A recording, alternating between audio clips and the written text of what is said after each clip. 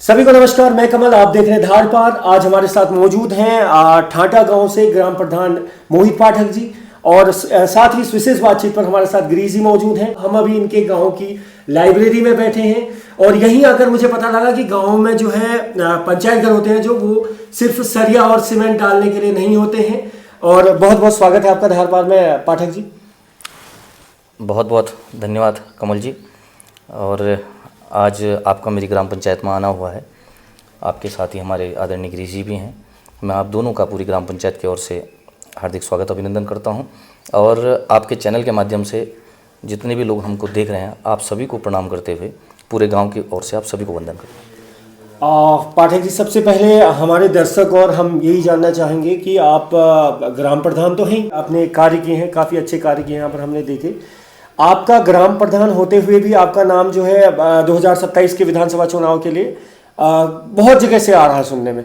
हम जानना चाहेंगे कि आप कब से जुड़े हैं राजनीति में, कब से जुड़े हैं, आपका राजनीतिक सफ़र जो है कब से है? कमल जी, मैं आपको बताना चाहूँगा कि मेरी जो प्रारंभिक शिक्षा हुई है वह है राष्ट्रीय स्वयंसेवक संघ की प्रेरणा से शिक्षा के क्षेत्र में काम करने वाली संस्था विद्या भारती के सरस्वती शिशु मंदिर टनकपुर शिशु वाटिका से मैंने अपनी प्रारंभिक शिक्षा का प्रारंभ किया। उसके बाद मैं लोहाघाट शिशु मंदिर में आया और लोहाघाट सरस्वती शिशु मंदिर मीना बाज़ार में हम लोग रहते थे। शिशु मंदिर में सायंकालीन शाखा लगती थी और स्कूल से आने के बाद हम लोग थोड़ा जब शाखा में जाते थे तो पहली बार हमारे शाखा में शामिल होना, ध्वज प्रणाम करना, प्रार्थना करना, धीरे धीरे थोड़ा हमारा इन कार्यक्रमों में संघ की शाखाओं में आना जाना प्रारंभ हुआ। शिशु मंदिर की शिक्षा के बाद मैं विवेकानंद विद्या मंदिर लोहाघाट का छात्र रहा। तो सन 2002 के आसपास 9th में पढ़ाई के दौरान जब हम उसके बाद फिर हाई स्कूल में जाना था तो एक हमारे गुरुजी थे उस समय, कक्षाचार्य जी श्री त्रिलोचन भट्ट जी, और हमारे कमल जी कार्यवाहक थे उस समय के, और तत्कालीन जिला प्रचारक आदरणीय स्वर्गीय श्री दीपक डिमरी जी। तो उनके कहने पर, उनकी प्रेरणा से मैं राष्ट्रीय स्वयंसेवक संघ के प्रथम संघ शिक्षा वर्ग ITC के लिए मेरा बनबसा जाना हुआ। तो 7 दिवसीय उस प्रशिक्षण में मैं एक पूर्ण रूप से प्रशिक्षित स्वयंसेवक के तौर पे मैं 2002 में बाहर निकला। अगले वर्ष हाई स्कूल के पेपर थे। हाई स्कूल के एग्ज़ाम के बाद पुनः हमारे जिला प्रचारक जी ने बोला कि आपको अब OTC जो 20 दिन का संघ का शिक्षा वर्ग होता है उसको भी आपको करने जाना है। तो उसमें पिताजी ने घर से बाहर निकलना थोड़ा कठिन होता था, लेकिन पिताजी चूँकि भारतीय जनता पार्टी से पहले से जुड़े हुए थे, पहले से विचार परिवार और उनकी भी विचारधारा संघ की रही है, तो पिताजी ने मुझे देहरादून जाने के लिए प्रेरित किया और 2003 में मैं संघ का प्रथम संघ शिक्षा वर्ग OTC प्रथम वर्ष देहरादून से मैंने किया। लेकिन तब तक राजनीतिक रूप से ऐसा नहीं था कि मैं संघ से जुड़ा। एक पिताजी का था कि मेरा बच्चा बोलना सीख जाएगा, अच्छा संघ पे जाके कोई अच्छा चीज़ सीखने को मिलेगी, इसलिए मुझे भेजा। उसके बाद फिर कुछ जीवन में ऐसे घटनाक्रम हुए कि पिताजी ने गांव में प्रधान का चुनाव लड़ा 2003 का। उस 2003 के चुनाव में थोड़ा हम भी बड़े हो गए थे हाई स्कूल के बाद लगभग। तो पिताजी पहला चुनाव, उससे पहले पापा ग्राम प्रधान थे, लेकिन उस समय 2003 के चुनाव में पिताजी थोड़ा चुनाव लूज हो गए थे। तो थोड़ा फिर मैंने कहा कि कुछ अब पापा सामाजिक जीवन था तो मैं भी उसी तरफ आगे बढ़ा और थोड़ी इच्छा थी इसी समय पे थोड़ा आगे बढ़ते रहे। तो 2005 के आसपास स्वर्गीय श्री किशोर चंद्र गढ़कोटी जी, विद्या भवन में उनकी किताबों की दुकान थी, तो उनके साथ उठना बैठना था। वो हिंदू जागरण मंच में थे, तो उन्होंने मुझे लोहाघाट नगर का 2005 में हिंदू जागरण मंच का नगर अध्यक्ष बनाया। वहाँ से थोड़ी मेरी यात्रा और प्रारंभ हुई और धीरे धीरे करते हुए 2007 के आसपास मैं लोहाघाट कॉलेज में मैंने प्रवेश लिया। तो उन NSS के कार्यक्रमों में प्रतिभाग करना और जो कॉलेज के सांस्कृतिक कार्यक्रम होते हैं उन पर पढ़ते हुए थोड़ा धीरे धीरे आगे बढ़ रहे थे। तो इतने में हमारे एक मित्र हैं, अभी राजकीय इंटर कॉलेज देवीदुरा में शिक्षक हैं, श्री नरेंद्र नाथ गोस्वामी जी। उनके साथ मेरा मिलना हुआ तो उन्होंने बोला कि तुम्हें थोड़ा कॉलेज के चुनाव के लिए ट्राई करना चाहिए। तो थोड़ा कॉलेज की गतिविधियों में, छात्रों के आंदोलन में हम सक्रिय रहे। जो लोहाघाट कॉलेज में उस समय MA इंग्लिश और MA संस्कृत के सब्जेक्ट थे, उनके लिए कॉलेज में आंदोलन शुरू करा। तो धीरे धीरे ऐसा करते करते विद्यार्थी परिषद के लिए भी थोड़ा काम करने की इच्छा हुई। विद्यार्थी परिषद के हमारे संगठन मंत्री जी आए तो उन्होंने बोला काम करना है, तो ABP में भी जुड़ गए। तो 2009 में उसका परिणाम था कि मैं लोहाघाट छात्र संघ में निर्विरोध छात्र संघ का महासचिव चुना गया। अच्छा, निर्विरोध चुने गए? हाँ, निर्विरोध चुना गया 2000। अच्छा, महासचिव चुना। हाँ, 2009 में। तो उसमें लिंग उस समय बलवंत करायत बेसंग क्षेत्र से हैं, वो मेरे छात्र संघ अध्यक्ष रहे। और लिंग 2 कमेटी की सिफारिशें थी। तो उस समय का मापदंड था कि कॉलेज अपने छात्र जीवन में आप एक ही चुनाव लड़ सकते हैं, चाहे आप वो चुनाव विजयी हों, चाहे वो चुनाव आप हार जाएं। तो वो पहला चुनाव था, वहाँ से हम थोड़ा आगे बढ़े। तो फिर हमारे एबीपी के संगठन मंत्री श्री मुकेश जी आए, तो उन्होंने कहा थोड़ा और आपने काम करना है। तो मुकेश जी के साथ बढ़कर मुझे विद्यार्थी परिषद में तहसील संयोजक का दायित्व मिला 2009 में, साथ संग में रहते रहते। फिर 2010 में मैं विद्यार्थी परिषद का चंपावत जिले का जिला संयोजक बन गया। 2012 में मैं पिथौरागढ़ और चंपावत जनपद को मिलाकर एक विभाग की परिकल्पना है, उस विभाग में विद्यार्थी परिषद का विभाग संयोजक बना। तो विभाग संयोजक विद्यार्थियों के बीच में काम करना, भ्रष्टाचार के विरुद्ध यात्रा हमारी धारचूला जौलजीबी से होते हुए टनकपुर तक हमारी यात्रा निकली, उन कार्यक्रमों में प्रतिभाग करना। ये बहुत डिटेल चीज़ों को हम फिर से बात करेंगे। ठीक है, आपका संघ से जुड़ाव रहा है और ये सारी चीज़ें रही हैं। तो फिर आप ग्राम सभा में आप 2 बार से ग्राम प्रधान हैं, निर्विरोध चुने गए हैं। हाँ, और सबसे बड़ी बात है कि ग्राम सभा में आप 2 बार निर्विरोध प्रधान चले गए। तो यहाँ को ग्राम सभा की तरफ आने का कैसे मतलब? बस भाई साहब, बस अंग्रेजी में जबकि ग्राम मेरे हिसाब से मैं उसी में आ रहा हूँ कि 2012 के बाद 13 में मैं भारतीय जनता पार्टी में आ गया, युवा मोर्चा का जिला महामंत्री हो गया, 16 में अध्यक्ष हो गया, 17 में फिर संघ का द्वितीय शिक्षा वर्ग कर लिया। और युवा मोर्चा में काम करते करते थोड़ा जब चुनाव आए 2019 के, तो गांव से थोड़ा ये आवाज़ उठी कि जो पिताजी चुनाव हारे थे, तो कहीं ना कहीं जनता पिताजी को ही सम्मान के तौर पे दोबारा गांव पे, मैं बता रहा हूँ कि मैं 2019 में मैं कैसे आया। मैं संगठन का काम कर रहा था, मैं युवा मोर्चा में था, पूरे चंपावत जनपद में भारतीय जनता पार्टी को मजबूत युवाओं के बीच में काम करने का कार्य कर रहा था। लेकिन पिताजी थोड़ा शारीरिक रूप से समय था, तो पापा थोड़ा अस्वस्थ हुए, तो गाँव के लोगों ने कहा कि भाई आप थोड़ा आगे आइए। तो मैं 2019 में गाँव में आया, तो चुनाव नहीं हुआ। ये आज गांव की जनता का श्रेय है कि उन्होंने कहा कि भाई आप बनना ही है और चुनाव नहीं होगा गांव में। तो ऐसे रात के 10 बजे हमारी मीटिंग हुई, ऐसे गांव में जैसे पुराने ज़माने में चौपाल लगती थी, वैसे सारे लोग बैठे और सर्वसम्मति से निर्णय हुआ कि कल को टिकट एक ही आएगा, नॉमिनेशन था नामांकन का। तो गाँव वालों के आशीर्वाद से 2019 में पहली बार ग्राम प्रधान का निर्विरोध निर्वाचन हमारा हुआ। तो चुनाव नहीं हुआ था उस समय। फिर गाँव वालों ने रात को मीटिंग करके सर्वसम्मति से हमारी बात बन गई थी कि सारी माताएं बहनें बैठी थी, बुजुर्ग लोग बैठे थे, सभी ने प्रस्ताव रखा और वो सबका ग्राम सभा ने अनुमोदन किया। हाँ, ये भी बहुत बड़ी चीज़, आपका व्यक्तिगत अनुभव और आपकी जो भी क्षमताएं हैं वो अलग है, और किसी ग्राम सभा के लोगों के अंदर भी ये सोच आना कि निर्विरोध किसी को बनाते हैं, वो भी बहुत बड़ी, मतलब उसके लिए भी ग्राम सभा में भी सजग लोग होने चाहिए। और मतलब उनका बड़ा धन्यवाद है कि एक आदमी को निर्विरोध चुन ले रहे, नहीं तो बहुत दिक्कत है ना। हम यहीं पर ना हम आए, जैसे हमने इनका गाँव देखा, हमने नीचे पंचायत घर देखा, कई और चीज़ें भी देखी। हम चाहते हैं वास्तव में कि उत्तराखंड के जो हमारे चंपावत में ही सारे गांव में ऐसा ही हो, ऐसी सुविधा हो। हाँ। तो क्या आप संदेश देना चाहेंगे, क्या गांव वालों को, क्या जो ग्राम प्रधान है उनको? हम तो चाहते हैं कि आप कुछ दें अपनी तरफ से, ताकि हम भी चाहते हैं हमारे गांव का भी पंचायत घर ऐसे हो, हमारे गांव में भी लाइब्रेरी हो। हम तो बहुत ही, मैं तो बहुत इंस्पायर हूँ। हाँ, मतलब ये आपने बड़ा अच्छा, मतलब आप क्या संदेश देना चाहेंगे, कैसे आप में ये और लोगों को ये चीजें और लोगों तक भी पहुंचे? हम दिखाएंगे, हाँ, हम पूरा रिकॉर्ड करके इस इंटरव्यू में भी दिखाएंगे हम ये सारी चीजें। तो आप बताइए हमारे दर्शकों। जी, अभी ऐसा है, हमारे जिले में 313 ग्राम पंचायत हैं, और मैं आपको बताऊंगा कि आज का जो समय है सारे शिक्षित प्रधान है, क्योंकि ग्राम प्रधान का जो मानक है वो 10वीं पास का है। तो सारे लोग शिक्षित हैं और सब लोग अच्छा काम कर रहे हैं।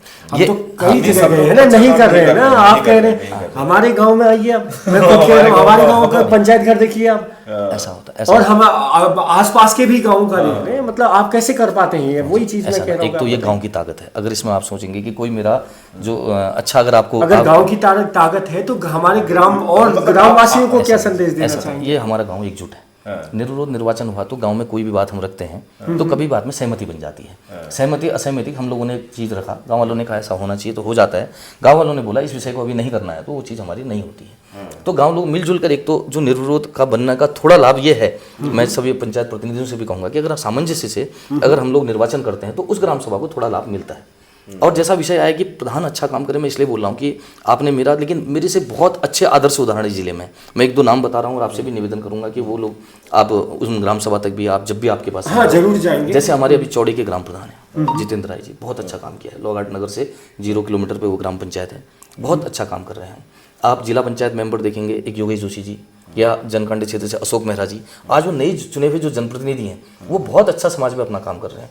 आज क्षेत्र पंचायत जैसे ग्राम सभा इनकी है, एक रायकोट कुंवर है बगल में लोहाघाट की, आज वहाँ भी दूसरी बार प्रधान बने। प्रदीप कुंवर जी की वो मतलब सहयोग करते हैं, उनकी भाभी जी हैं। तो वहाँ इतना अच्छा काम हुआ है कि जबकि ऐसा कोई बॉर्डर क्षेत्र का बजट आ रहा कहना नहीं, अन्य कोई एक मनरेगा से ही उन्होंने आज अपनी गांव को बहुत खूबसूरत बना रखा है। ऐसे बाराकोट क्षेत्र के भी पंचायत प्रधान हैं, पार्टी ब्लॉक में भी हैं, ईश्वर बिष्टी जी हैं देवीधुरा में, बहुत अच्छा काम कर रहे हैं। तो मतलब ये कहें कि प्रधान अपना 100% देने का प्रयास कर रहे हैं, लेकिन कहीं पर थोड़ा है कि पूरे विजन के साथ चलना पड़ता है।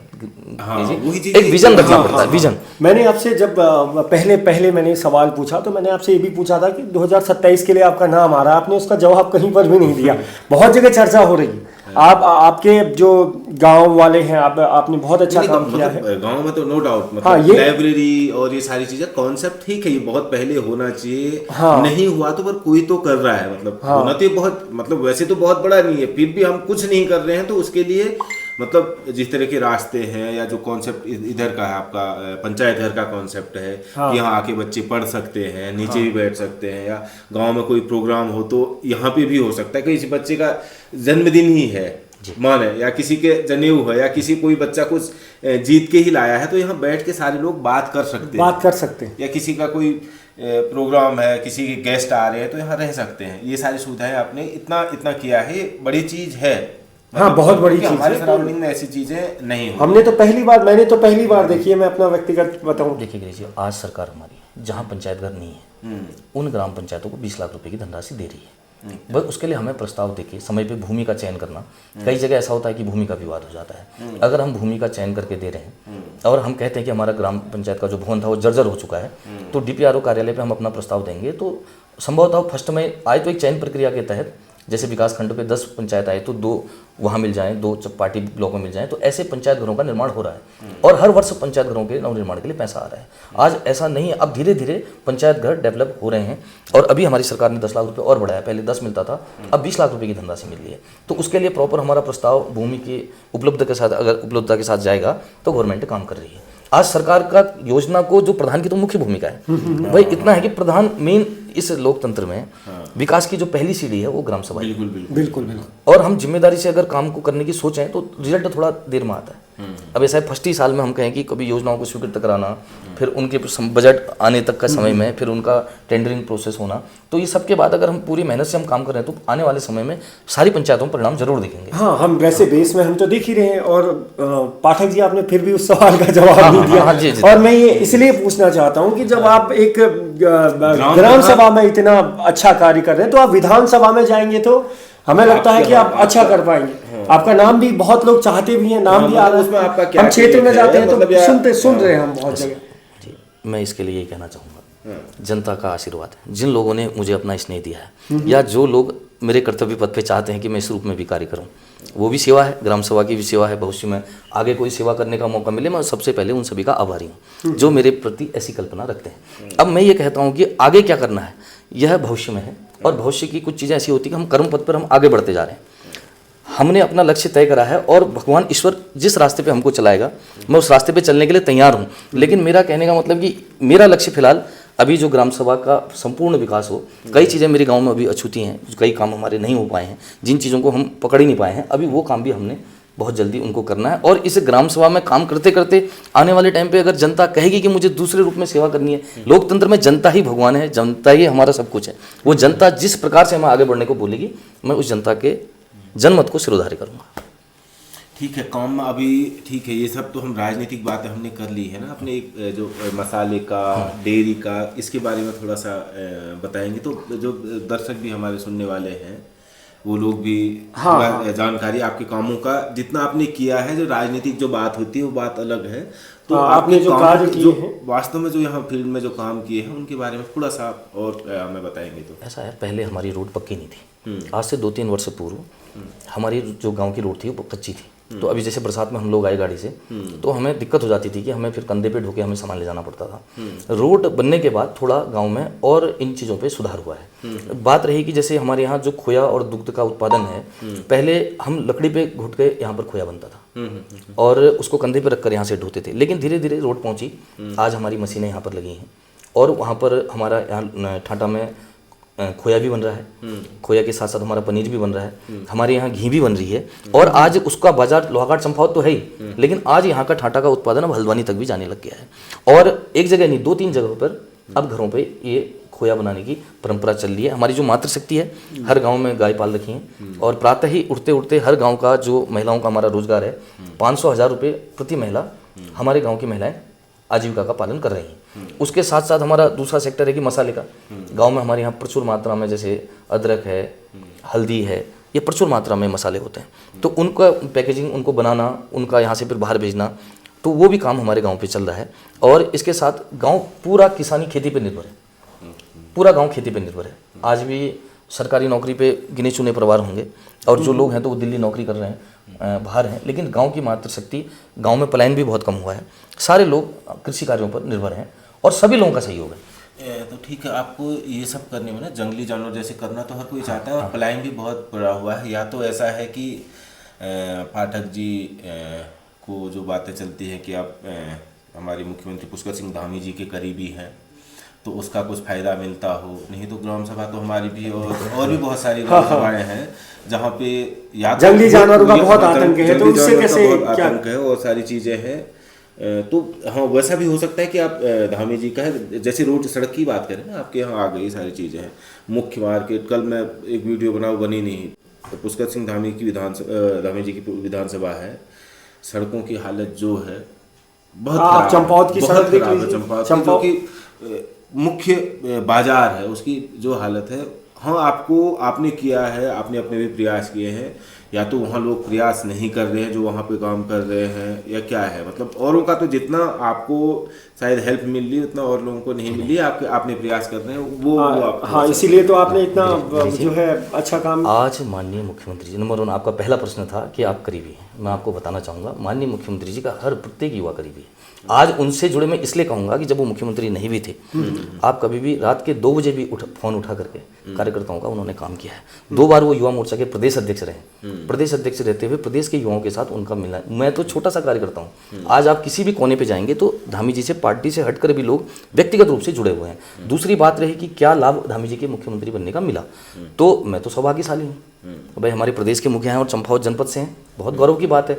आज मेरी ही ग्राम पंचायत को नहीं, आज पूरे जिले की ग्राम पंचायतों को बहुत ज़्यादा लाभ आदरणीय माननीय मुख्यमंत्री जी का मिला है। आदर्श जनपद की परिकल्पना, आपने विषय रखा कि रोडों का, मैं आपको बताना चाहूँगा, वालिक से लेकर पंचेश्वर का, जो वालिक से रोड निकलती है, देवीधुरा होते हुए, खेती खान होते हुए, बिसंग होते हुए, लोहाघाट होते हुए, किमतौली से पंचेश्वर तक, उस रोड के हॉट मिक्स का पैसा माननीय मुख्यमंत्री जी ने स्वीकृत किया है। हाँ। आज वो हॉट मिक्स हो रही है, रोड काम हो रहे हैं। देखो, ऐसा विकास एक सतत प्रक्रिया है।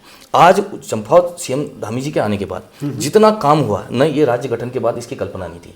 आज आप सड़क, आप बेसिक चीज है कि हम आ रहे हैं ना सड़क पर चल के, आप भी चले होंगे तो इतनी खराब हालत वो तो किए होंगे, सड़क की ऐसी हालत नहीं, काम किए होंगे, सीधे काम नहीं, हम नहीं कह रहे हैं, कोई कहेगा, कोई कौन कहेगा मैंने काम नहीं किया, काम तो दिख रहा है ना।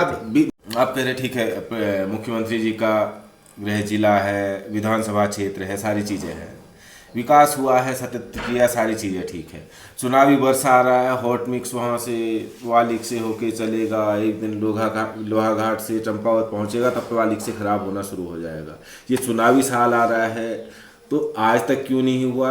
अब जनता अभी पिछले 5 साल तो वैसे ही गड्ढे रास्तों से चल रही है ना। आप कह रहे हैं मुख्यमंत्री जी विकास, कहने कोई भी आदमी आएगा, आप समझो कि ये कितना बड़ा रास्ता है। अब यहाँ से सीधे पिथौरागढ़ आगे मीलम के लिए पूरा रास्ता है, और ये रास्ता खुला है। कोई भी बाहर से आएगा तो मेन रोड को देखेगा, ठीक है, आदमी रुकेगा, इधर उधर जाएगा और जगह के विकास बाद में दिखेंगे। पर मुख्य मार्ग की जो स्थिति है, मतलब वो बहुत दयनीय है। और एक मुख्यमंत्री के विधानसभा क्षेत्र की, आप कह रहे कौन कहेगा मैंने कुछ नहीं किया, हर कोई कहेगा कि मैंने सब कुछ किया, जो किया है वो दिख रहा है। मतलब कहने का मतलब ये है, बाजार की बड़ी हालत खराब है। आप कह रहे हैं अब यहाँ गाँव में टॉयलेट्स हैं, सारी चीज़ें हैं, मुख्य बाजार में शौचालय ढूंढना आपको बड़ा मुश्किल हो जाएगा। कहीं पर भी लोहाघाट चले जाओ, चंपावत चले जाओ, पिथौरागढ़ चले जाओ, और उनकी हालत देखो, बहुत ज़्यादा ख़राब है। सब इसके लिए मैं यही कहना चाहूँगा, बनबसा से लेकर अपने चंपावत जिले के, अभी यहीं बैठे हैं तो मैं यहीं की बात करूँगा, आज चंपावत से लेकर देवीधुरा तक माननीय मुख्यमंत्री जी का, देखो उन्होंने, वो चंपावत से विधायक चुने गए थे, उन्होंने कभी भी ऐसा नहीं बोला कि चंपावत के लिए काम, उन्होंने पूरे चंपावत जिले को अपना मतलब एक परिवार की तरह मानते हुए आज उन्होंने जितना, देखो आप कह रहे हैं कि टॉयलेट, आज टॉयलेट जो बंद थे वो इस समय सरकार के आने के बाद खुल गए हैं। उनका बिल्कुल साफ सफाई स्वच्छता से टॉयलेट, अभी आप चाहे बनबसा का देखिए, पहले बंद पड़ा था, आप लोहाघाट का बंद पड़ा था, खेती कान में मैं परसों देख रहा था, वहाँ पर भी शौचालय पे काम चल गया है। आज कोई भी देखो, एक बार पिछली कुछ गवर्नमेंटों पे लोहाघाट में लॉ कॉलेज की घोषणा हुई थी, लेकिन आज तक वो धरातल पर नहीं उतरी। लेकिन आज लोहाघाट की जनता ने स्पोर्ट्स कॉलेज मांगा नहीं था, बिना मांग के आज हमारा छमनिया में महिला स्पोर्ट्स कॉलेज प्रदेश का, हाँ, प्रदेश इसकी का, हम सराहना कर सकते हैं। और वो भी छात्राओं का। देखिए हमारी सरकार ऐसा नहीं कि चुनावी वर्ष नहीं, स्पोर्ट्स कॉलेज की घोषणा करी, स्पोर्ट्स कॉलेज खुला और बच्चियों ने एडमिशन भी ले लिया है। आज हमारी बालिकाएं खेल के क्षेत्र पर आगे बढ़ेंगी, ये उनकी बहुत बड़ी देन है। साइंस सिटी आज विज्ञान के क्षेत्र पे चंपावत बन रहा है, हम कल्पना ही नहीं कर सकते थे। जो ऐतिहासिक काम हुए हैं, चाहे वो सड़कों का, आज आप अगर कहें मैं एक दिन पूरी इस विषय को पूरे बुकलेट के साथ आपको बताऊंगा। ठीक है, इसमें बीच में आपको काटता हूँ। ऐतिहासिक कोई काम नहीं है, पोस्टर लगे हैं कि ऐतिहासिक काम हुए हैं करके, भी कोई ऐसा बड़ा ऐतिहासिक काम नहीं हुआ है। काम हुए जो पहले होने चाहिए थे या जो हो जाने चाहिए थे, वो आप कह रहे हैं कि उनने बालिका वो अपना हॉस्टल या क्या स्पोर्ट्स कॉलेज महिलाओं के लिए, अच्छी बात है।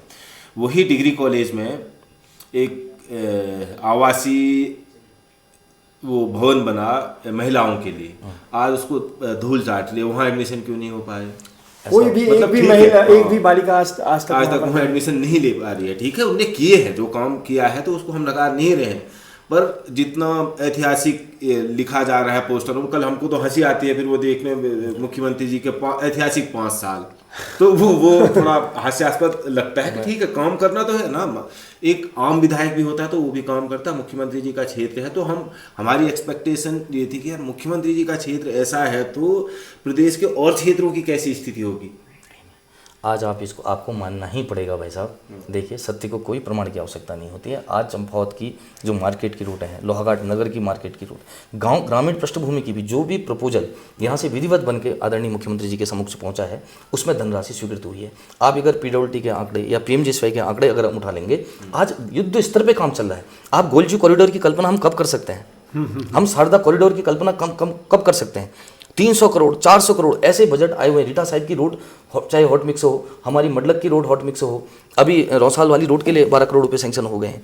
और सूर्य मंदिर का चाहे खेती कान का पैसा है, कहीं पर मैं ऐसी अनगिनत, मैं उनको गिनाऊंगा पूरा दिन लग जाएगा।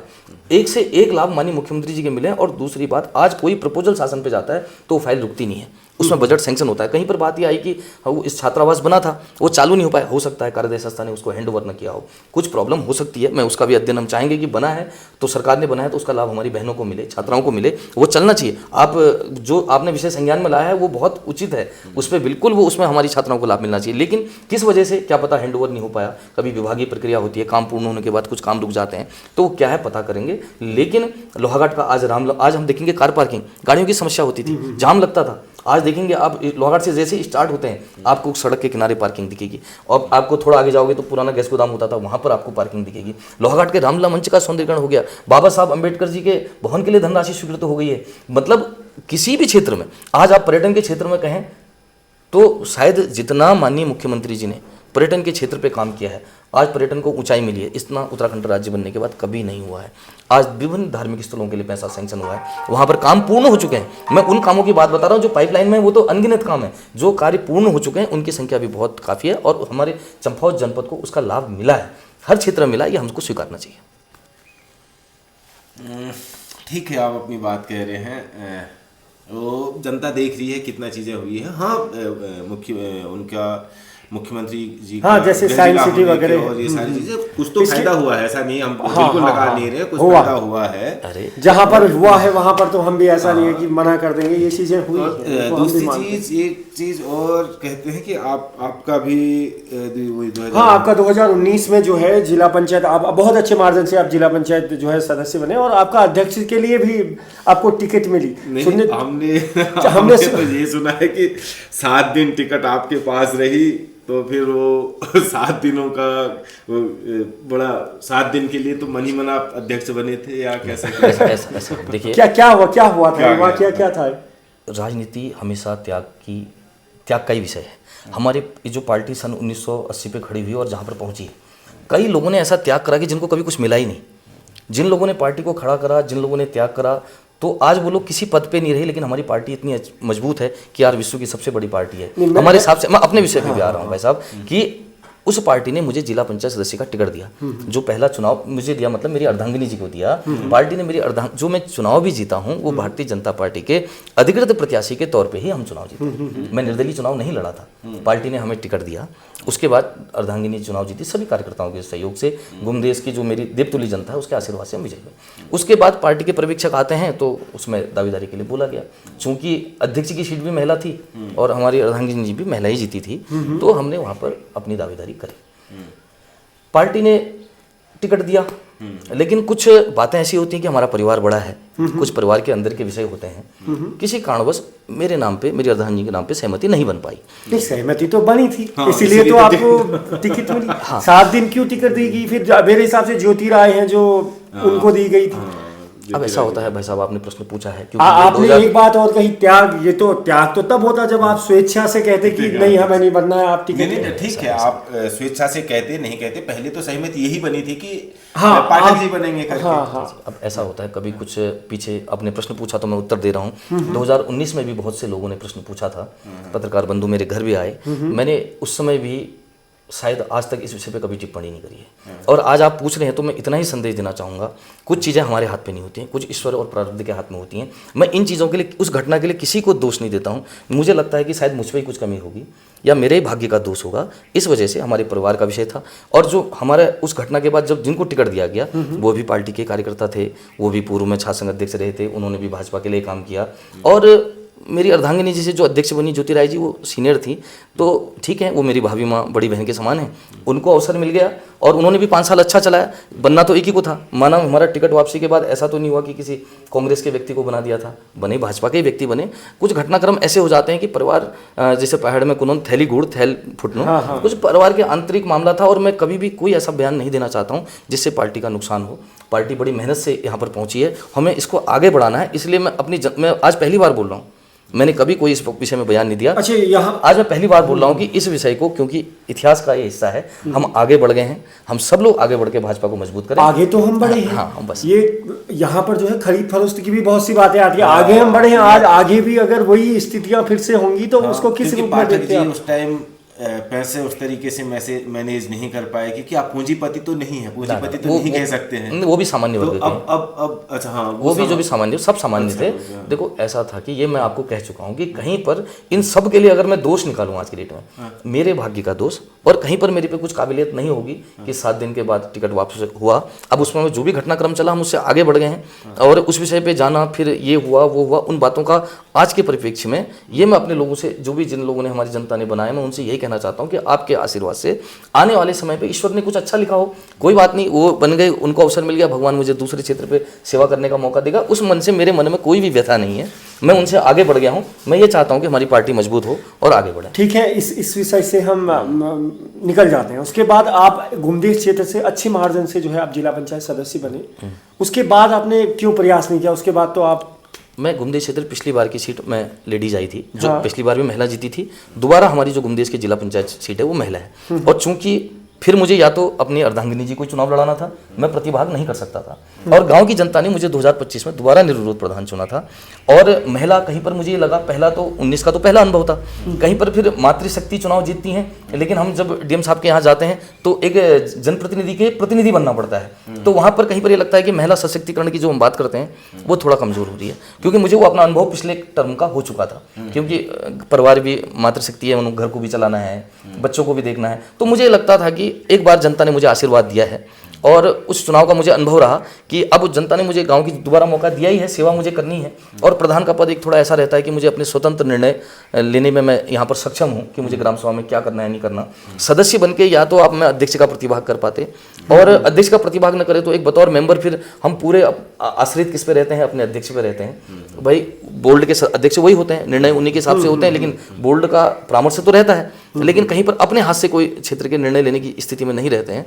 तो फिर दोबारा महिला सीट भी आई थी और कुछ पारिवारिक कारण भी होते हैं, जिस वजह से मैंने ये जो पिछला चुनाव था, और शायद पुरुष सीट आई होती या कोई अन्य विषय होते तो तब मैं उस दिशा में आगे बढ़ता। दोबारा महिला सीट थी और एक बार मुझे गुमदेश की जनता ने आशीर्वाद दिया है, तो मैं आजीवन उनका कृतज्ञ हूँ। मैं सेवा आज भी उतनी ही गति से कर रहा हूँ, पद जरूर नहीं है, लेकिन जो मुझे गाँव में टाइम मिलता है तो गाँव में काम करता हूँ। उसके बाद जो मेरे से हो पाता है मैं अपनी जनता के सेवा में लगे रहता हूँ। तो ये कारण था कि जिस वजह से मैंने चुनाव में, एक जगह तो मैं था ही, फिर अर्धांगिनी जी या तो खुद उसको फेस करती, फिर चेहरा उनका और काम मुझे ही करना है, तो मुझे थोड़ा ये स्थिति लगती है कि दो जगह मैनेज करना भी संभव नहीं होता है। तो इसलिए एक पद और एक दायित्व के साथ में आगे बढ़ रहा हूँ। ये तो ठीक कहा आपने ना। जैसे भारतीय जनता पार्टी में भी एक ट्रेंड सा हम देखते हैं, जो उनके ज़मीनी कार्यकर्ता हैं, जो कैपेबल हैं आज किसी भी क्षेत्र में प्रतिभाग करने के लिए, या उस पर मतलब वो क्षमता रखते हैं कि जैसे विधायक का ही हो या जिला पंचायत का ही हो, दूसरा तीसरा हो,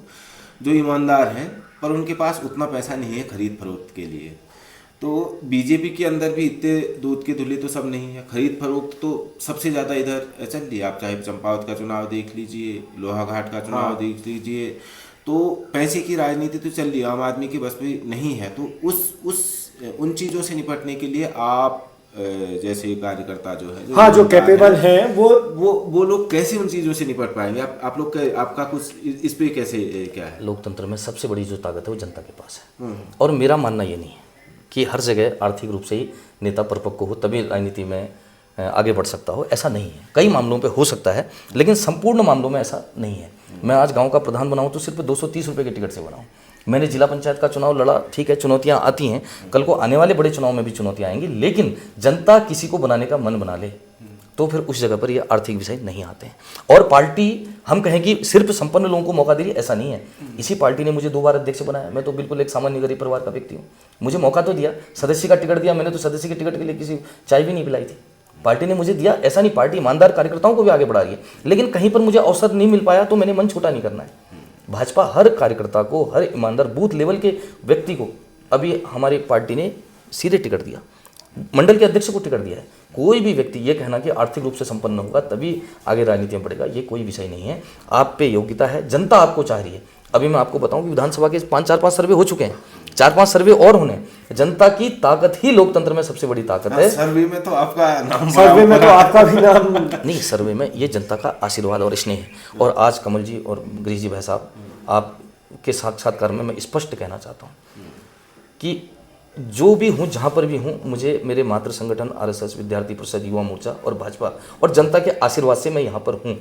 तो मैं ये बार बार अपने कार्यकर्ताओं से कहना चाहूँगा कि जो भी व्यक्ति सर्वे में जनता कहे, लेकिन सार्वजनिक जीवन में हम सबका ध्येय होना चाहिए कि भारतीय जनता पार्टी ही हमारा चुनाव चिन्ह है, भारतीय जनता पार्टी ही हमारा प्रत्याशी है। व्यक्ति की जय से ज़्यादा पार्टी की जय हो, यह मेरा विचार है। मैं कार्यकर्ताओं का, मैं उनके भावनाओं का सम्मान भी करता हूं, लेकिन सर्वे पे मेरा नाम आना वो अच्छी बात है, लेकिन इतने 5-7 लोगों का और भी नाम आ रहा है, लेकिन हम सब का लक्ष्य हो कि भारतीय जनता पार्टी चुनाव विजयी हो।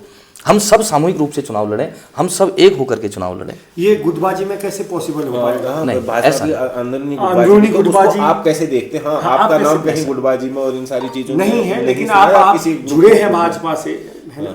आपकी किस गुटबाजी और इन सारी चीजों को कैसे देखते हैं? आपने भाई साहब सर्वे में जरूर मेरा नाम चल रहा होगा। आज सार्वजनिक जीवन में मैं सार्वजनिक मंच से बोल रहा हूँ। आज तक विधानसभा का कोई पोस्टर, कोई होल्डिंग या मेरे विषय से कभी आपने नहीं देखा होगा। ऐसा कहीं पर मेरा अभी मैं आपको अपना फ़ोन दिखाऊंगा, व्हाट्सएप, किसी की व्यक्तिगत पोस्ट भी आती है तो शाम को मैं टोकता हूँ कि ऐसा नहीं बोलना है। आप मेरे समर्थक हैं तो आप ये लिखिए कि 2027 में लोहागढ़ विधानसभा से भारतीय जनता पार्टी विजय होगी। वह चेहरा कोई भी हो, ये चेहरा नहीं कि मैं अपने को ही स्वीकार कर रहा हूँ, लेकिन बात दूसरी की आ रही है तो मैं कह रहा हूँ कि नहीं, ये ठीक। पार्टी जो भी निर्णय लेती है बहुत सोच समझ के लेती है, बहुत चिंतन गहन मंथन से। 70 टिकट हैं, ऐसा नहीं है कि ऐसे ही हो जाएगा। बहुत चिंतन के बाद पार्टी टिकट देती है। जिस भी व्यक्ति को टिकट मिले, हम सबका सामूहिक प्रयास हो कि हम जिताएं। क्योंकि मैं तो चुनाव प्रबंधन समिति में भी हूँ, मेरा तो पूरा दायित्व। अब एक दिन मैं देख रहा था, कुछ लोगों ने कहा पहले दौड़ में थे, अब प्रबंधन समिति में आए तो दौड़ से बाहर हो गए। न मैं पहले दौड़ में था, न अब मैं दौड़ में हूँ, न मैं अंदर था और न मैं बाहर हूँ। मैं वहीं पर हूं जहां पर हूं, मैं एक कार्यकर्ता हूं और पार्टी जीते मेरा लक्ष्य वो है। बाहर से कैसा दिख रहा है ना, आपको चुनाव प्रबंधन समिति में लगा दिया गया। सतीश पांडे जी भी में थे, उनको भी कार्यकारिणी सदस्य बना दिया। धीरे धीरे अभी लोगों को ठिकाने लगाया जा रहा है या मैनेज किया जा रहा है, ऐसा मैनेज किया जा रहा है, क्योंकि विद्रोह तो है पार्टी के अंदर। नहीं, बिल्कुल मैं पार्टी में बहुत लंबे समय के अनुभव के आधार पर आपको बता दूं, जिस भी व्यक्ति को पार्टी टिकट देगी वह योग्यता के मापदंड में 100% खड़े होंगे, जो भी व्यक्ति आएंगे। और हम सब लोग जो भी व्यक्ति आए वो किसी के विषय में मैं तो सूक्ष्म हूँ, मैं एक बिंदु हूँ और सारे लोग सब सिंधु हैं। मैं छोटा सा एक कण हूँ, बाकी सारे लोग पहाड़ हैं। मैं सबसे छोटा, आयु में भी सबसे छोटा हूँ। मैं तो सिर्फ मेरी पार्टी मजबूत हो, 27 के विधायक हमारी भारतीय जनता पार्टी विजय हो, पुनः धामी जी के नेतृत्व में तीसरी बार सरकार बने और जो काम हमारे छूट गए वो हमारे काम आगे। मेरा लक्ष्य सिर्फ इतना ही है। हाँ, जो है कि इसको ठिकाने लगा दिया, यहाँ लोकतंत्र में जनता ही सब कुछ है, कोई किसी को ठिकाने लगाने वाला नहीं है। जिसके प्रारब्ध में होगा, जिसके भाग्य में होगा और जनता की ताकत जिसके साथ होगी वह व्यक्ति निश्चित ही टिकट पाएगा, वह व्यक्ति हमारा विधानसभा में नेतृत्व करेगा। और ऐसी कोई भी गुटबाजी नहीं है, हम सब लोग एकजुट हैं। लेकिन हाँ, मैं ये कहूँ कि मैं सिर्फ योग्यता में मैं सबसे शून्य हूँ, सब लोग योग्य हैं। जो भी निर्णय पार्टी का होगा हम सब लोग मिलकर काम करेंगे। कोई भी आ जाए, कोई भी चेहरा हो, हमारा जो प्रत्याशी है वो कमल का फूल है। हमारा प्रत्याशी व्यक्ति का चेहरा कभी हो ही नहीं सकता, हमारा प्रत्याशी कमल का फूल है। और विगत मुझे वो संस्मरण याद आ रहे हैं कि जब आदरणीय स्वर्गीय कृष्णचंद्र पुनेठा जी चुनाव लड़ते थे तो 2002 में मैं मडलक की तरफ चुनाव प्रचार में निकल गया था। शाम को मडलक सेलपेटू के श्री पूरन सामंत जी, श्री पुष्कर सिंह सामंत जी, इनके यहाँ हमने शाम को भोजन किया था। तब मडलक रोड नहीं थी, पैदल चले थे। फिर 2007 का चुनाव नज़दीक से देखा, 2012 का चुनाव नज़दीक से देखा, 17 का देखा, 22 का देखा। और एक बात गिरी जी, आप बहुत विद्वान व्यक्ति हैं, आप कवि भी हैं, आप अच्छा लिखते भी हैं, अच्छा साहित्य का सर्जन भी आपका है। आप ये देखिए, विगत 50 वर्षों के कालखंड में 4 व्यक्ति ही लोहाघाट विधानसभा में चेहरे बने हैं। आदरणीय महेंद्र सिंह मेहरा जी, आदरणीय स्वर्गीय कृष्णचंद्र पुनेठा जी, आदरणीय श्री पूरन सिंह प्रत्याल जी और आदरणीय श्री खुशहाल सिंह अतकारी जी। विगत 5 वर्षों में 4 क्रीम निकली है, तो ज़्यादा चिंता करने की आवश्यकता नहीं है। आने वाले 50 साल का जो कालखंड होगा उसमें भी 4-5 ही लोग निकलेंगे। जो व्यक्ति जहाँ पर है वो अपने कर्तव्य का ईमानदारी से निर्वहन करे। पद का अंतिम लक्ष्य नहीं कि सिर्फ सिंहासन चढ़ते जाना, सबको साथ लेकर आगे बढ़ते जाना। मेरा लक्ष्य सिर्फ उस सिंहासन की तरफ नहीं है, मेरा लक्ष्य कि जिस जिम्मेदारी पे मैं हूँ, मैं इस जनता को संतुष्ट करूंगा तो इस जनता का आशीर्वाद ही मुझे आगे बढ़ा देगा। इस भाव को लेकर मैं आगे कर्तव्य पथ पर आगे बढ़ रहा हूँ। पाठक जी, जैसे हम ग्राम सभा में भी आए, रास्ते हमें दिख रहे हैं, स्ट्रीट लाइट्स दिख रही है, आपने भी बताया। और सबसे बड़ी बात है कि ग्राम सभा के रास्ते बड़े साफ है, झाड़ियाँ नहीं है। और आपने हर एक घर तक रास्ता पहुंचाया है। हाँ, मतलब ठीक है, वो तो ये बताएंगे कि इनने कहाँ तक पहुंचाया है, ग्राम सभा अभी देख पहुंचाया है, मतलब निर्विरोध है। तो ग्राम सभा की सहमति से काफी काम हुए हैं। ये लाइव जैसे पंचायत घर में हम तो जैसे यहाँ बैठ के हमने जो देखा वो हम दिखा तो नहीं पाए, हम दिखाना की कोशिश करेंगे। तो लाइब्रेरी और एक पंचायत घर के बारे में थोड़ा सा, इसके बारे में और थोड़ा सा आपने जो काम किया उसके बारे में, भारत की पंचायत घर को कैसे देखो, कैसे फाइनेंशियली भी आपने कैसे, मतलब इतना कुछ किया। भारत की जो आत्मा है वो गांव में बसती है। हाँ। और हम विकास की जो मुख्य धुरी है, माना केंद्र सरकार कोई योजना लॉन्च करती है तो उसका जो लॉन्चिंग पैड होता है, जो उसका ज़मीन में उसको दिखाना होता है, तो वो ग्राम सभा क्रियान्वयन संस्था जो है वो ग्राम पंचायत है कि उसका इम्प्लीमेंट कहाँ पर हो रहा है। तो सरकार बहुत अच्छा काम कर रही है। जो मैं बार बार ये कह रहा हूँ कि इस पंचायत घर के लिए मेरे यहाँ पहले 1985 के आसपास कोई पंचायत घर बना था, तो वहाँ पर स्थिति ये थी कि यूज नहीं हो पाता था। तो जब दोबारा मेरे प्रधान बनने के बाद पंचायत घर के लिए मैंने मांग रखी, बोलना तो पड़ता ही है, हमें सरकार के पास मांग तो रखनी पड़ती है। तो हमने मांग रखा कि मेरा पंचायत घर जर्जर हो गया है, मुझे धनराशि दी जाए। तो उस समय इस पंचायत घर के लिए 10 लाख रुपए की धनराशि स्वीकृत हुई। चूंकि ये स्थिति इतना था कि गांव का सेंटर था, मैं ये नहीं चाहता था कि पंचायत घर कहीं बन जाए फिर उपयोगी ना हो, किसी के काम ना आए। मेरा ये विषय था कि पंचायत घर गाँव के बीच में बने और गाँव की जनता के काम आए। तो जब इसकी लागत 10 लाख थी, लेकिन इसका मैं आपको ईमानदारी से बताऊंगा, उस समय की कॉस्ट 15,55,000 रुपये इसको बनाने में पूरा खर्चा आया, क्योंकि ये जगह बहुत कम थी। फिर हमने कुछ दीवार लगाई, कुछ इसकी बाउंड्री बनाई, धीरे धीरे पंचायत घर बना। और फिर बाद में हमने धीरे धीरे कहीं से भी व्यवस्था कर करके इनका जो भी सौंदर्यीकरण डेवलपमेंट हमने किया। अच्छा, मेरा विचार ये था कि ये पंचायत घर आज जो है कि गाँव में जो भी छोटी मोटी सुविधाएँ हैं उनका निस्तारण ग्राम सभा में ही होना चाहिए। अभी उस तरफ भी हमें आगे बहुत काम करना है। जैसे आप कह रहे हैं कि हो चुका है, लेकिन अभी बहुत आगे काम करना है। उसके बाद फिर क्या रहा कि जब हम पंचायत घर के बाद ये जगह एक बार जिलाधिकारी महोदय का यहाँ आना हुआ, आदरणीय श्री नवनीत पांडे जी का, तो वो पंचायत घर के कार्य को देख के बहुत प्रभावित हुए। तो उन्होंने कहा कि भाई आप कुछ ऐसा मांगिए कि जो मैं गांव को दे सकता हूँ। तो मैंने बोला मेरे बच्चों को जो स्कूल से पढ़ने के बाद आते हैं तो उनके लिए लाइब्रेरी होनी चाहिए कि वो एकांत में बैठकर अपना पढ़ाई करें। तो उन्होंने मेरी मांग को स्वीकार करा। मैंने कोई रास्ता खड़ंजा उनसे नहीं मांगा, मैंने उनसे बोला लाइब्रेरी दीजिए, क्योंकि ये ज्ञान का केंद्र है। यहाँ की पुस्तकें आने वाले टाइम तक हमारे बच्चों को आगे बढ़ाएंगी, प्रतियोगी परीक्षाओं के लिए आगे बढ़ाएंगी। तो फिर हमने लाइब्रेरी बनाई और आज भी मैं कह रहा हूँ कि इसमें लाइब्रेरी के साथ हमारे गांव के बच्चे जैसा रिस्पॉन्स दे रहे हैं, मैं चाहता हूँ कि ई लाइब्रेरी बने। यहाँ पर हम कुछ लैपटॉप रखें, वाईफाई फ्री करें और यहाँ पर हमारे कंप्यूटर्स रहें और उससे बच्चे ऑनलाइन एजुकेशन भी अपना जो भी उनको मैटर चाहिए वो अपना रिसर्च करके यहाँ पर वो पढ़ाई करें। तो ये आज ये जो बना है पूरा पंचायत घर और लाइब्रेरी, ये मल्टीपर्पज़ काम आ रहा है। हमारे गांव में कोई सांस्कृतिक प्रोग्राम, जैसे आप कहें कि अन्नप्राशन होता है तो लोग यहाँ पर बैठ के कर लेते हैं। कोई बारात आए तो दूल्हा दुल्हन यहाँ बैठकर भोजन कर लेते हैं। कभी कुछ मांगलिक कार्यक्रम हो जाए तो रात को रहने के लिए व्यवस्था भी होगी। हमने यहाँ शौचालय भी बना रखा, यहाँ पानी भी बना रखा। और बात कही आपने स्वच्छता की, तो मेरे ग्राम सभा को 2023 और 24 में लगातार 2 वर्ष स्वच्छता के क्षेत्र में भी राज्य स्तरीय पुरस्कार मिला। और आज हमने गांव में कहा है कि भाई आप गोबर रास्ते के किनारे नहीं डालेंगे, उसके लिए हमें गोबर गड्ढा बना के देना होगा, हम देंगे। आप गोबर को गोबर गड्ढे में डालें, वहाँ पर वर्मी कंपोस्ट में खाद बनाएं। बात रही फिर उसके बाद जल जीवन मिशन के तहत जब सरकार की योजना आई तो समय पे मैंने काम स्टार्ट करना शुरू करा। प्रत्येक घर को हमने मुफ्त, भारत सरकार की बदौलत। आज आप कहते हैं क्यों नहीं हुआ है, भाई काम करने के लिए इच्छा शक्ति रखनी पड़ेगी। अच्छा, आपके यहाँ जो पानी आता है इसकी कुछ टाइमिंग है या पानी चलते अभी तो बरसात के दिनों में हमने 24 आवर्स पानी दे रखा है।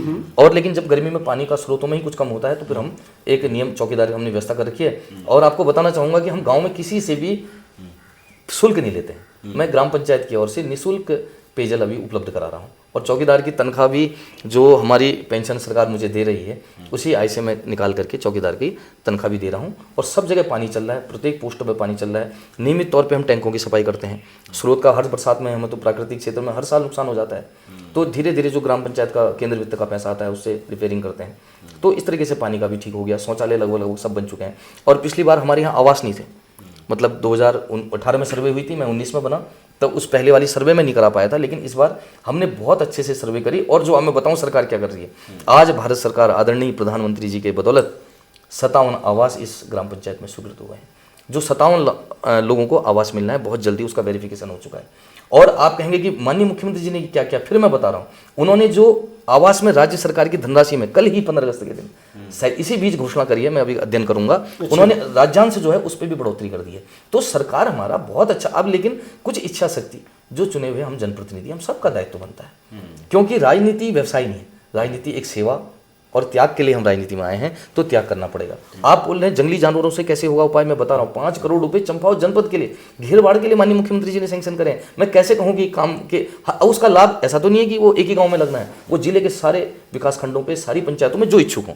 लेकिन उसका कॉन्सेप्ट क्या है वैसा कि सरकार आपको जाली उपलब्ध कराएगी, सरकार आपको एंगल उपलब्ध कराएगी, लेकिन उसका जो श्रमिक अंश है, लेबर कॉस्ट है, वो ग्राम सभा को खुद वहन करना पड़ेगा। तो इसलिए अब आज घेरबाड़ भी हमारी हो गई है, जंगली जानवर एक चेक हमारा कवर हो गया है, अब दूसरे चेक को कवर करने का हम फिर प्रयास कर रहे हैं। अच्छा, मैं ये ना कितनी बड़ी ग्राम सभा, कितने परिवार होंगे इसमें? अभी 100 परिवार हमारे गांव प्रेजेंट गांव में। और हमारी ग्राम सभा में कितने परिवार हैं? लगभग होंगे, इतने होंगे नहीं, मेरे को एग्जैक्ट आइडिया नहीं। 100 तो नहीं होंगे। अच्छा, हर घर में आपने इतने स्ट्रीट लाइट है सब? हाँ, सब घर में स्ट्रीट लाइट हमने दी है। तो स्ट्रीट लाइट की बात करते हो, हमारे यहाँ भी स्ट्रीट लाइट है, मतलब प्रधान तो हमारे यहाँ भी नहीं बनी। हमारा सबसे पहला घर इन्हीं का है, जहाँ से स्ट्रीट लाइट से होनी चाहिए, किनारे किनारे सब अंधेरा है। तो ये मिलती तो सभी ग्राम सभाओं को होगी, आप स्पेशल? इसका कारण होता है, देखो प्रधान साथी, फिर मैंने बोला काम कर रहे हैं। आज का पढ़ा लिखा जो भी युवा ग्राम प्रधान आया है, ऐसा नहीं है मैं उनकी योग्यता पे कोई प्रश्न चिन्ह है ही नहीं। उसका कारण क्या है, भौगोलिक सीमाएं बहुत बड़ी है। भाई साहब, मेरा एक तोक है, मेरी ग्राम पंचायत एक तोक पे है। आप दूसरी ग्राम पंचायत को देखेंगे, उनके पास 4-4, 5-5 तोक है। उनको भी समय देना पड़ेगा। ऐसा नहीं है कि वो बेचारे भी कर रहे हैं। कई ग्राम पंचायतें हैं कि छोटी सी हैं? नहीं, छोटी में भी जो उनको बजट आता है करते हैं। देखिए, कहीं कहीं पर ऐसा होता है कि हम थोड़ा बाहर जाकर बजट लाने की कोशिश कर रहे हैं, इधर से भी विभागों में भागा दौड़ी करते हैं। कहीं पर बेचारे पंचायत अभी वो अपना प्रयास तो अच्छा, तो स्ट्रगल अपनी तरफ से करना, नहीं स्ट्रगल करना पड़ेगा। लेकिन सरकार से जो मिल रहा है प्रत्येक पंचायत को 4-5 लाख, छोटी और बड़ी पंचायतें हो तो 8-10 लाख का बजट मिल जाएगा। उतने में तो विकास संभव नहीं है ना। अब थोड़ा ऐसा है कि भागा दौड़ी करनी पड़ेगी, विभागों में जाना पड़ता है, प्रस्ताव देने पड़ते हैं। आज हमारे जिलाधिकारी महोदय इतना अच्छा काम कर रहे हैं कि जनता दरबार में भीड़ लगी हुई है। कोई उनके प्रयास, मुझे बहुत प्रधान लोग मिल गए कि हम जिलाधिकारी महोदय के पास गए और तत्काल हमारी समस्या का समाधान। मनीष कुमार जी, आज मैं उनके कार्य की प्रशंसा करता हूँ कि वो जहाँ भी कोई प्रधान जनप्रतिनिधि उनके पास पहुंचे हैं तो तत्काल वो स्वीकृत हुआ है। आज 16 लाइटें मंदिरों में हाईमास्ट। क्या है ना, फिर मैं वहीं आता हूँ, चुनावी साल भी आ रहा है।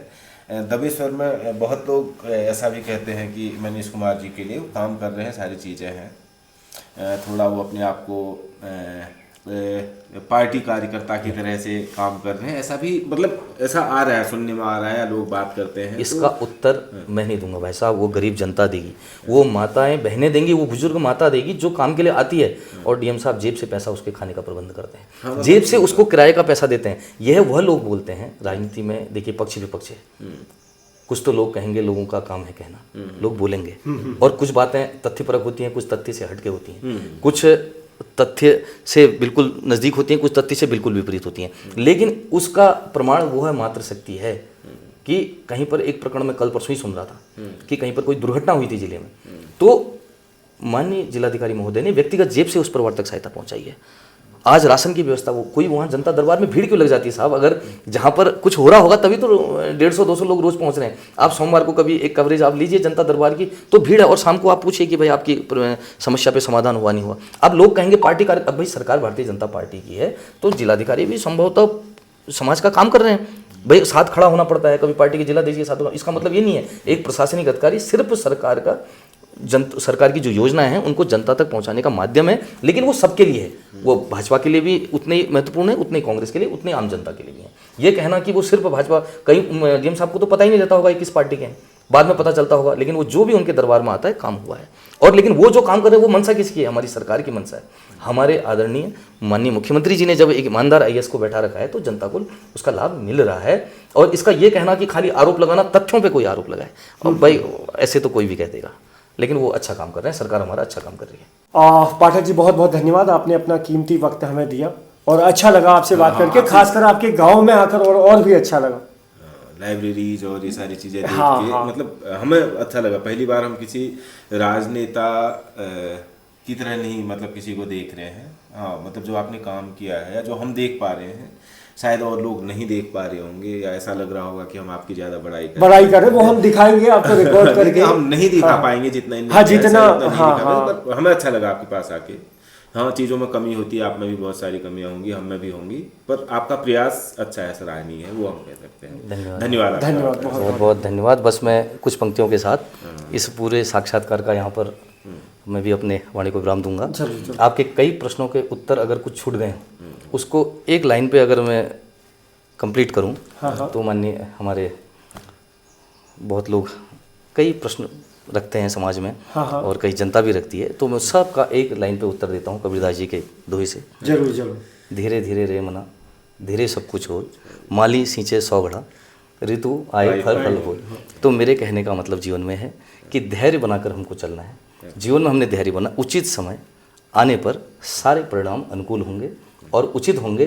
कहीं पर मेरे से कोई त्रुटि रहेगी हो तो मैं इस साक्षात्कार में आपसे क्षमा याचना भी करूंगा, लेकिन आज आप आए हैं तो मेरे लिए ये प्रेरणा है कि जो परिणाम मुझे और भविष्य में देने हैं उसके लिए पूरा सजग रहते हुए, और मैं आपसे चाहूँगा भी कभी आप हमारे आईना होते हैं, मुझे मार्गदर्शन दें। व्यक्ति पे बहुत विकार होता है, बहुत कमियां होती हैं, आपका जो मार्गदर्शन मिलेगा मैं अपने पे सुधार करते हुए अपनी जनता की सेवा में आगे को भी 100% खरा उतरने का प्रयास करूंगा।